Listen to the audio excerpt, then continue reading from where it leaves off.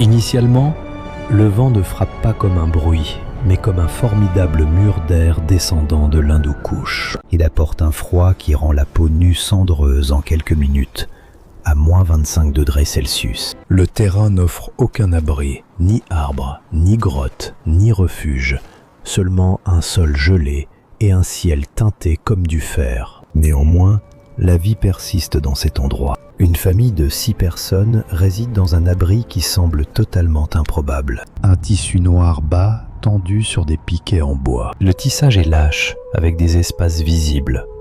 Sous la lumière directe du soleil, il semble que le vent pourrait le déchirer. On s'attendrait à ce que le froid s'infiltre comme de l'eau. Pourtant, ce n'est pas le cas. Depuis plus d'un millénaire, les nomades afghans endurent les hivers dans de telles tentes. Ils ont élevé des enfants, soigné le bétail et passé leur existence entière dans un espace que la raison contemporaine considère comme un piège mortel. Cette tente, appelée karga, est construite en poil de chèvre et fait partie des abris contre le froid les plus avancés jamais conçus par l'humanité. Ce n'est pas simplement endurer l'hiver, cela représente une solution. Elle est si parfaitement adaptée à son environnement que les matériaux isolants contemporains semble maladroit en comparaison. La chaîne de l'Hindoukouche traverse l'Afghanistan comme une colonne vertébrale rocheuse. En altitude, l'hiver n'est pas qu'une saison, c'est une agression. Les températures chutent à moins 20 degrés, moins 25 degrés, parfois encore plus froides. Les vents katabatiques transportent de l'air glacial. Descendant des sommets, gagnant en vitesse à travers les plateaux sans entrave, ces vents ne soufflent pas brièvement. Il persiste pendant des jours. La neige tombe en lames horizontales et le terrain est complètement nu. Ici, le peuple Kouchi résidait, non pas dans des bâtiments permanents ou des colonies fortifiées, mais dans des tentes. Le terme Kouchi vient du verbe signifiant bouger, et le mouvement a caractérisé tout leur mode de vie. Ils vivaient comme des nomades pasteurs, s'occupant de troupeaux de moutons et de chèvres, migrant à la recherche de pâturage et d'eau, à travers un paysage qui changeait au fil des saisons. Tous les aspects de leur culture matérielle devaient être légers, solides et capables de fonctionner dans des conditions extrêmes. Cette culture était bâtie sur la tente comme pierre angulaire. À première vue, une karga semble assez rudimentaire. Elle repose bas sur le sol, son point culminant atteignant à peine la hauteur d'une personne. Le tissu est sombre, parfois noir, parfois d'un brun riche, et tombe en plis lâches. Des poteaux en bois soutiennent la structure, et des cordes ancrées dans le sol la maintiennent tendue. De l'extérieur, on ne voit ni plancher, ni isolation apparente, ni cheminée. Cela semble insuffisant. Cependant, c'est une erreur commise par ceux qui ne comprennent pas ce qu'ils observent. Le Kouchi a résisté aux conditions hivernales parce que chaque composant de leur système, des matériaux et de la conception à l'emplacement et aux pratiques, était ancré dans des générations de sagesse. Affinée au fil des siècles, la tente servait d'instrument parfaitement adapté aux conditions environnementales précises. Elle devait résister. La question n'est pas de savoir si la tente fonctionnait, elle le faisait certainement. La vraie question réside dans la manière dont elle y parvenait. Pensez aux matériaux utilisés. Le poil de chèvre, par opposition au coton tissé, à la toile ou au cuir. Le poil de chèvre provient de la couche extérieure rugueuse du pelage de l'animal. Les femmes de la famille le filent en fil et le tissent sur des métiers à tisser horizontaux. Le tissu obtenu est dense, lourd et a une texture grossière. Il possède une odeur terreuse et légèrement acide, qui rappelle les animaux dont il provient. Le poil de chèvre possède des caractéristiques qu'aucun matériau synthétique n'a complètement reproduites. Au contact de l'eau, qu'il s'agisse de pluie, de neige ou d'humidité atmosphérique, les fibres individuelles gonflent et cette expansion les pousse à se resserrer, scellant les ouvertures du tissage. Lorsqu'elle est sèche, la tente semble pleine de trous, mais elle devient presque imperméable à l'eau une fois humide. L'humidité fait contracter le tissu et le rend auto-obturant. Dans des conditions sèches, les fibres rétrécissent, desserrant le tissage pour permettre la circulation de l'air et empêcher l'accumulation d'humidité interne. L'abri est autorégulateur, s'adaptant à l'environnement sans aucune intervention de l'occupant. Le tissu réagit de manière dynamique, et le poil de chèvre n'est que le composant initial. La capacité d'un tissu à résister au vent ne dépend pas seulement de son épaisseur. Une épaisse bâche en toile peut arrêter le vent, mais elle le capture aussi, fonctionnant comme une voile qui tire sur ses fixations et finit par se déchirer ou se déformer. La courga se comporte différemment, avec un tissage grossier et ouvert. Elle laisse passer une certaine quantité d'air, mais pas suffisamment pour créer un courant d'air froid qui enlève la chaleur de la personne. Lorsqu'il est sollicité, le matériau cède et se plie. Sous l'impact du vent, le tissu cède un peu, absorbant l'énergie plutôt que de s'y opposer rigidement. Cette construction peut supporter des vents continus qui déchireraient les abris de camping contemporains. La couleur est un autre facteur important. L'extérieur noir de la tente sert un objectif pratique, pas seulement décoratif. Les hautes altitudes subissent un fort rayonnement solaire, même en hiver, car l'air raréfié offre moins de filtration UV. Sous un ciel sans nuages, la puissance du soleil est considérable et une surface sombre capte cette chaleur. La couche extérieure tendue se réchauffe avec une grande efficacité, parfois à un degré frappant. La neige tombant sur le toit fond et glisse, empêchant toute accumulation de glace. La chaleur diurne est stockée, puis émise à l'intérieur, gardant l'espace chaud bien après le coucher du soleil. Un concept de chauffage solaire passif qui a été mis en pratique bien avant que le nom ne soit inventé. De plus, une patine se forme progressivement au fil des ans. La lanoline, une huile naturelle présente dans les poils de chèvre, assure une résistance initiale à l'eau. Mais l'état de la tente évolue avec le temps. Un feu est maintenu constamment allumé à l'intérieur. La fumée monte et traverse le tissage ouvert au sommet. Le tissu intérieur se recouvre d'une fine couche de suie et de goudron. Plutôt que d'être éliminé, cette accumulation est acceptée. En comblant les minuscules interstices du tissu, la suie forme une couche imperméable supplémentaire. À chaque saison d'utilisation, la tente devient plus sombre, plus compacte et mieux scellée. Alors qu'une tente neuve remplit son rôle, une tente plus ancienne est conditionnée par des années de fumée et d'intempéries. La réaction de la fibre à l'humidité est peut-être son attribut le plus élégant, excellent dans presque tous les domaines. Lors d'un hiver sec et froid en haute altitude, l'air contient un minimum d'humidité. Le tissage serré reste ouvert, permettant à la fumée de sortir et empêchant la condensation de s'accumuler à l'intérieur. Cependant, à l'approche d'une tempête, les chutes de neige commencent et l'air atteint la saturation. Les fibres se dilatent, le tissage devient plus dense et la tente se transforme en une enceinte presque imperméable. Le même tissu qui était respirant une heure plus tôt repousse désormais l'eau comme une peau d'animal. Aucun ajustement n'est nécessaire. Sans intervention de l'occupant, la tente s'autorégule. Cela représente une sophistication de la science des matériaux que beaucoup attribueraient uniquement à l'ingénierie moderne. Pourtant, elle a été comprise par l'expérience par des gens qui étaient incapables d'expliquer la chimie sous-jacente. Ils reconnaissaient son efficacité, comprenaient sa construction et savaient qu'aucun autre matériau accessible ne pouvait remplir le même rôle. La survie n'est pas possible uniquement grâce au tissu lui-même. Même si vous confectionnez une tente avec un tissu parfait, vous souffrirez du froid si vous la placez mal ou choisissez un emplacement inapproprié. Les Cucci en étaient bien conscients. La carga est bien plus qu'un simple tissu drapé sur des poteaux. C'est une construction conçue pour s'harmoniser avec son environnement. Considérez d'abord la silhouette. La tente repose près du sol. Le sommet dépasse rarement 2 mètres de hauteur et les côtés s'inclinent doucement vers l'extérieur avant de se courber vers le sol. Ce n'est pas dû à un manque de tissu ou à un manque de motivation. C'est une question de flux d'air. Les courants d'air frappent un contour bas et arrondi différemment qu'une surface verticale plate.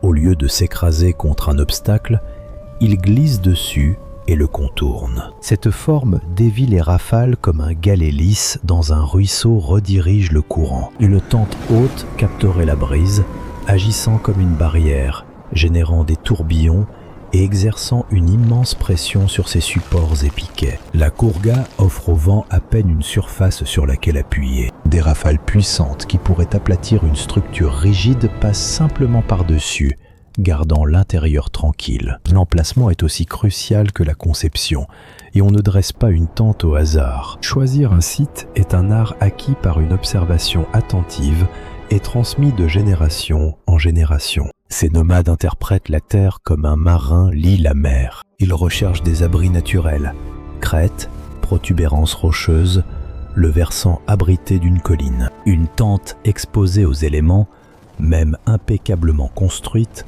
rayonne la chaleur plus rapidement qu'une tente protégée par le terrain. Le but est de situer l'habitation de sorte que le vent dominant soit obstrué ou détourné avant de toucher la toile. Dans certaines régions, les ménages construisent de basses barrières de pierre autour du bord de la tente. Ces barrières, connues sous le nom de girdes ikerga, ne nécessitent pas une grande hauteur.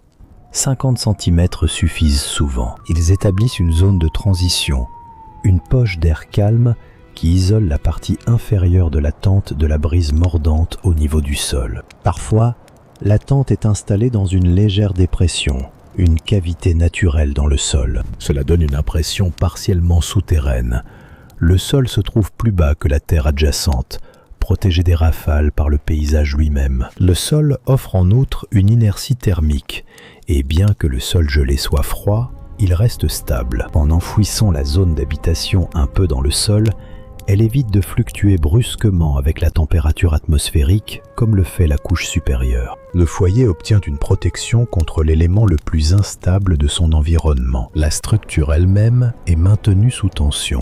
Des cordes partent des bords tendus vers des piquets enfoncés dans le sol en position oblique. Des cordes supplémentaires relient le sommet à des ancrages situés plus loin, et le matériau est tendu, mais pas rigide. Quand le vent frappe, l'installation reste flexible. Le matériau se balance, ondule, se repositionne et absorbe l'énergie sans se déchirer. Les cordes s'allongent et se détendent. Les poteaux fléchissent un peu. L'ensemble fonctionne comme un arrangement adaptatif, réagissant à la force plutôt que d'essayer de lui résister. Avoir cette flexibilité est crucial. Par vent fort, une construction rigide finira par céder à son point le plus vulnérable. Peut-être une couture, une connexion dans le poteau ou un piquet. Cependant, une installation flexible sous tension répartit la charge sur toute la structure.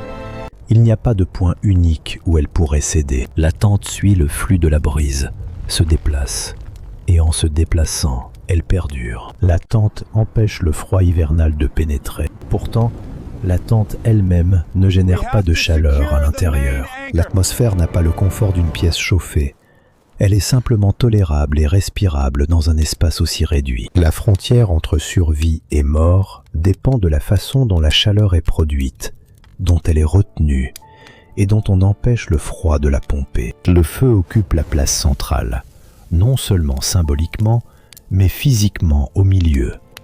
Le foyer est une légère dépression entourée de pierres. Ici haut, le combustible est rare et le bois difficile à trouver. Le combustible qui brûle est constitué de bouses d'animaux séchés, formées en disques ronds et empilés près de la porte. Il fournit une chaleur lente, intense et constante, surtout rayonnante, avec peu de flammes visibles. Il n'y a pas de cheminée, et c'est intentionnel. Une cheminée aspirerait l'air chaud vers le haut et dehors, attirant l'air froid de l'extérieur pour le remplacer, ce que la tente ne peut tolérer. Au lieu de cela, la fumée monte jusqu'au sommet, où le tissu en poil de chèvre lâchement tissé lui permet de s'infiltrer. C'est un processus graduel. La fumée persiste dans l'air, couvrant tout de suie, mais la chaleur reste. La chaleur rayonnante est plus importante que l'air chauffé, car par grand froid, réchauffer l'air est inefficace. L'air ne retient pas la chaleur, et dans une tente qui permet la ventilation, tout air chauffé se dissipe rapidement. La chaleur rayonnante se comporte d'une manière distincte. Elle voyage sous forme de rayonnement infrarouge, réchauffant directement les objets et les personnes, contournant l'air autour d'eux. Le feu ne chauffe pas la tente elle-même, il chauffe les occupants. Pendant la journée, les pierres entourant le foyer absorbent la chaleur, puis la libèrent progressivement toute la nuit. Les tapis, les couvertures en laine et même les parois en tissu absorbent et réémettent la chaleur. Si l'on y prend garde, le sol est l'endroit où la chaleur se perd. La terre gelée agit comme un puits de chaleur, aspirant la chaleur d'une personne plus rapidement que le vent ou l'air glacial. Une personne allongée directement sur le sol gelé peut perdre la chaleur corporelle centrale en quelques minutes, même à l'abri dans une tente. Les nomades l'ont compris. Le sol de la Kourga n'est pas laissé à nu. Il est constitué de plusieurs couches. Commencez par une couche de broussailles ou d'herbes sèches disposées à plat pour fournir une isolation et empêcher l'humidité du sol de remonter. Par-dessus, on utilise des nattes épaisses en feutre. Le feutre nomade est constitué de fibres de laine compressées sans tissage, contenant de nombreuses petites poches d'air. Ce matériau est l'un des meilleurs isolants naturels disponibles. La couche de feutre est dense, atteignant parfois plusieurs centimètres d'épaisseur, formant ainsi une barrière thermique entre le sol gelé et l'habitation au-dessus. Les tapis tissés placés sur le feutre ne servent pas seulement à la décoration. Ils apportent une isolation supplémentaire et une barrière tout en offrant une surface utilisable pour la famille. Les activités quotidiennes s'y déroulent. Préparation des repas, enfants assis et sommeil, le tout sans contact direct avec le sol froid en dessous. Pendant la nuit, la famille reste proche les uns des autres. L'espace n'a pas de pièces ou de cloisons séparées. Tous se rassemblent près du feu sur les tapis superposés, recouverts de tas de couvertures en laine et de couvertures en peau de mouton. Les corps sont maintenus proches les uns des autres. La chaleur générée par la chaleur corporelle partagée est retenue plutôt que dissipée. Une personne dormant seule par des températures inférieures à 0 aura du mal à rester au chaud. Lorsque 6 personnes dorment ensemble, elles génèrent une zone de chaleur emprisonnée. Cette distinction peut faire la différence entre un sommeil réparateur et l'hypothermie. Les vêtements fonctionnent sur le même principe. De multiples couches de laine et de cuir emprisonnent l'air, offrant une isolation au corps pendant le mouvement. La laine conserve la chaleur même mouillée, une propriété essentielle dans les environnements où la transpiration et la neige fondue sont des problèmes constants. Aucun élément n'est une couche unique. Tous les composants sont superposés de manière redondante. Si une couche devient humide, les couches restantes compenseront. La tente elle-même ne génère pas de chaleur. Elle crée un environnement où la chaleur peut être générée et retenue, tandis que le matériau protège du vent. Le feu émet une chaleur radiante. La perte de chaleur vers le sol est évitée par le plancher multicouche. La chaleur corporelle est conservée par la literie et les vêtements. La famille possède l'expertise de savoir quand alimenter le feu, comment évacuer la fumée sans perdre de chaleur et où se positionner pour une chaleur partagée optimale. Ceci complète le système.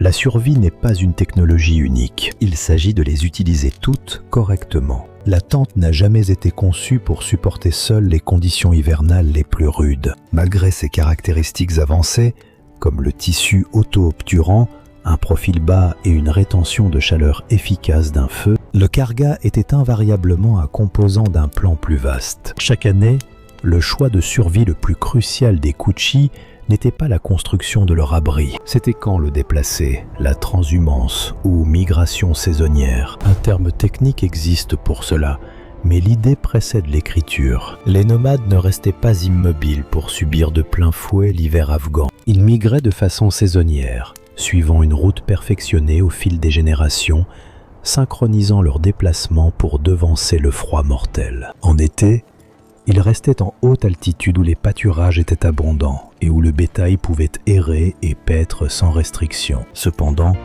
à l'arrivée de l'automne et des premières tempêtes descendant des montagnes, les familles commençaient à plier bagages. Les tentes étaient démontées, les poteaux attachés ensemble et les panneaux tissés en poils de chèvre pliés et placés sur les bêtes de somme. Tous les biens de la famille devaient être transportables. La mobilité n'était pas un choix. C'était une question de survie. Ils ne descendaient pas toujours dans les vallées, mais plutôt vers des endroits que le terrain protégeait naturellement. Ces altitudes plus basses offraient des vents plus doux et du combustible accessible à collecter. Bien que toujours rude, la température à cet endroit n'atteignait pas les niveaux sévères que l'on trouvait sur le haut plateau. Connus sous le nom de Kishlak, ces campements d'hiver étaient choisis avec la même méticulosité que le positionnement des tentes. C'étaient des dépressions protégées, des pentes orientées au sud pour capter le maximum de lumière solaire hivernale, et des endroits proches de sources d'eau qui restaient liquides pendant toute la saison froide. Vivre par moins 25 degrés était une réalité pour les nomades. Ils supportaient ces températures, y survivaient et élevaient leurs enfants dans de telles conditions. Pourtant, ils faisaient face à ces périodes de froid dans les endroits les plus avantageux, plutôt que dans les zones les plus ouvertes.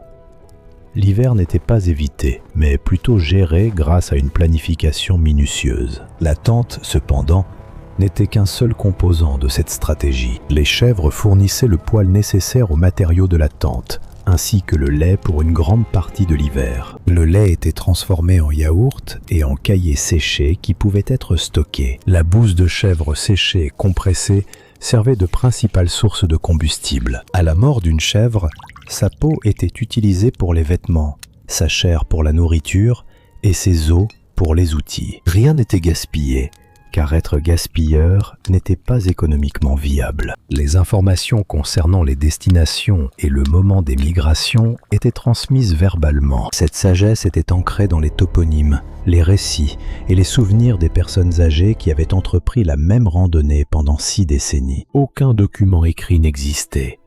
Aucun n'était nécessaire. Le terrain servait de manuscrit, et ceux capables de l'interpréter parvenaient à survivre. Cela englobait l'habitation, le foyer, les tapis multicouches, les vêtements, le bétail et la migration cyclique. Plutôt que des remèdes isolés, c'étaient des parties interdépendantes d'un système intégré.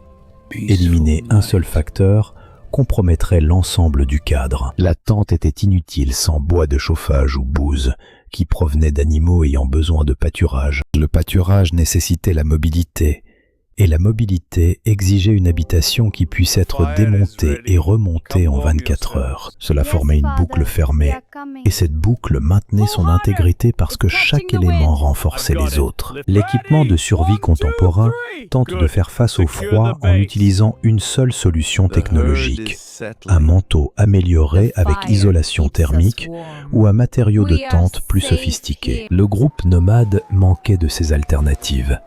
Ils étaient incapables de créer de nouveaux tissus ou de produire un dispositif de chauffage. Leur ressource était l'observation attentive, recueillie au fil des générations, affinée en un système efficace. Plutôt que de dominer l'environnement, il a réussi par un alignement parfait avec celui-ci. Des éléments naturels comme la lumière du soleil, la brise et le paysage pouvaient être utilisés à leur avantage. La tente sombre captait la chaleur du soleil, tandis que les caractéristiques du terrain détournaient le vent du matériau avant qu'il n'arrive. En construisant en partie sous terre, ils utilisaient la chaleur constante de la terre, et même le froid était mis à profit. La glace solide offrait une surface ferme, là où le sol dégelé se serait transformé en boue. Cela illustre l'adaptation suprême.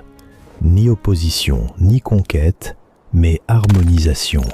Et elle disparaît. La guerre, le changement climatique et l'attrait des colonies permanentes ont perturbé les chemins de voyage traditionnels. La population plus jeune se déplace vers les zones urbaines. L'expertise pour ériger un abri pendant une tempête de neige, interpréter les motifs du vent et déterminer le bon moment pour descendre des prairies de montagne réside dans leurs souvenirs. Le souvenir meurt lorsque le dernier ancien qui a enduré un hiver à moins 25 degrés Celsius dans une habitation en poil de chèvre décède. Une partie inestimable du patrimoine périt avec eux. Ce qui perdure est ceci. Pendant plus d'un millénaire, les humains ont prospéré dans l'un des paysages les plus sévères de la Terre en utilisant des ressources que beaucoup considéreraient comme basiques. Leur succès ne venait pas de la fortune, mais d'une profonde compréhension écologique que la civilisation contemporaine a en grande partie abandonnée. Cette habitation était plus qu'un refuge. Elle incarnait une vision du monde tissée dans le tissu. Elle témoignait de ce qui peut être accompli lorsque l'inventivité humaine s'aligne sur le monde naturel plutôt que de s'y opposer.